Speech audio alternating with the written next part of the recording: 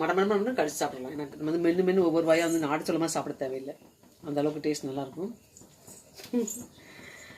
Hybrid சோளம் taste மட்டும் இருக்கும், ஆனால் சத்து வந்து பார்த்தோம்னா நாடு சோளம், நம்ம தமிழ்நாடு சோளம் தான். நாடு சோளம் எங்கெல்லாம் கிடைக்குதோ அது எல்லாமே சத்தானது தான்.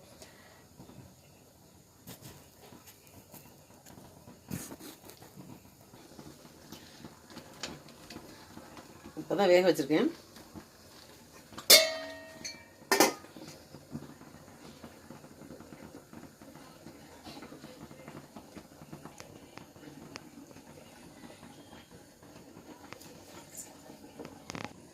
இப்போது ஸ்வீட் கார்ன் வந்து வெந்துட்டுருக்கு. இந்த மாதிரி கொதிக்க ஆரம்பிச்சோம் என்ன செய்யணும்னா, நம்ம ஸ்டவ்வோட ஃப்ளேமை குறைச்சி வச்சிடணும்.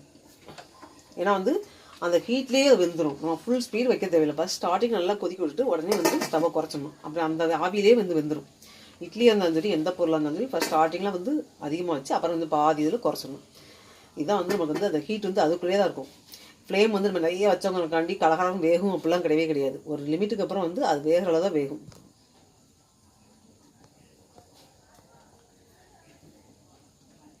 சோறு பொங்கும்போது சரி, இட்லி வைக்கும்போது சரி, என்ன சமையல் பண்ணும்போது ஃபுல் ஸ்பீட்லேயே வச்சுட்டு பண்ணுவாங்க. அப்படி வைக்க தேவை கிடையாது.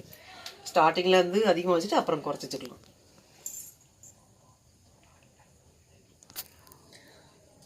இதெல்லாம் யார் சொன்னா? எங்கள் அம்மான்னு சொன்னதுதான். எங்கள் அம்மாட்ட நிறைய விஷயங்கள் கற்றுக்கிட்டேன் நான். நாங்கள் சின்ன வயசுல வந்து எங்கள் அம்மாவுக்கு நான் வந்து நிறைய ஹெல்ப் பண்ணுவேன்.